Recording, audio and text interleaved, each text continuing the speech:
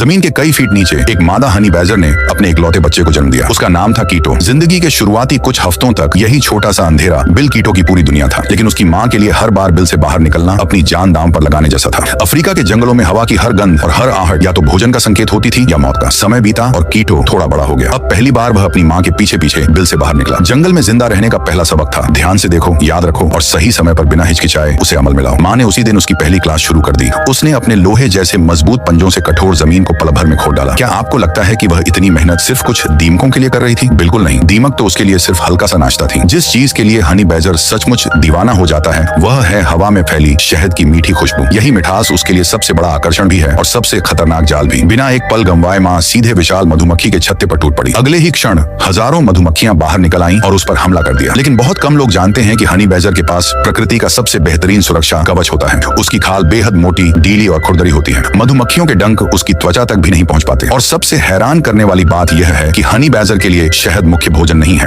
असली खजाना तो छत्ते के भीतर छिपे प्रोटीन से भरपूर लार्वा एंड प्यूपा होते हैं। उस दिन कीटो ने पहली बार जंगल की इस मीठी दावत का स्वाद चखा। लेकिन जंगल में सिर्फ मिठास ही नहीं, मौत भी हर कदम पर घात लगाए बैठी रहती है। अचानक उसकी माँ बिजली की रफ्तार से आगे बढ़ी और एक जहरीले सांप की गर्दन को इतनी सटीकता से दबोचा कि लड़ाई शुरू होने से पहले ही खत्म हो गई। कीटो यह सब अपनी आंखों से देख रहा था। उस दिन उसे समझ आया कि सिर्फ ताकत ही नहीं बल्कि सही समय का इंतजार करने वाला धैर्य भी सबसे बड़ा हथियार होता है। कुछ महीने बाद कीटो अपनी माँ से अलग हो गया और अकेले जंगल की जिंदगी शुरू कर दी। अब वह खुद बिल खोदता, खुद भोजन तलाशता और खुद शिकार करता था। एक दिन उसकी नजर एक युवा मॉनिटर छिपकली पर पड़ी। बिना देर किए उसने उसका पीछा शुरू किया। तेज दौड़ के बाद कीटो ने अपनी जिंदगी का पहला अकेला शिकार सफलतापूर्वक कर लिया। अब वह पूरी तरह जवान हो चुका था। निडरता उसकी पहचान बन गई थी। अफ्रीकी घास के मैदान के सबसे ताकतवर शिकारी शेर से भी उसे कोई डर नहीं लगता था। एक बार वह खुद एक सोते हुए नर शेर के पास जा पहुंचा। अचानक उसने हमला करने का नाटक किया, पूरी ताकत से उसकी ओर दौड़ा और फिर सही समय पर पीछे हट गया। पहली नजर में यह पागलपन लगता है, लेकिन यही हनी बैजर की सबसे बड़ी समझदारी है। उसका उद्देश्य लड़ाई नहीं बल्कि अपनी निडरता से दुश्मन को बिना लड़े पीछे हटने पर मजबूर करना होता है। आज कीटो एक अनुभवी शिकारी बन चुका है। ऊंचे पेड़ों पर बने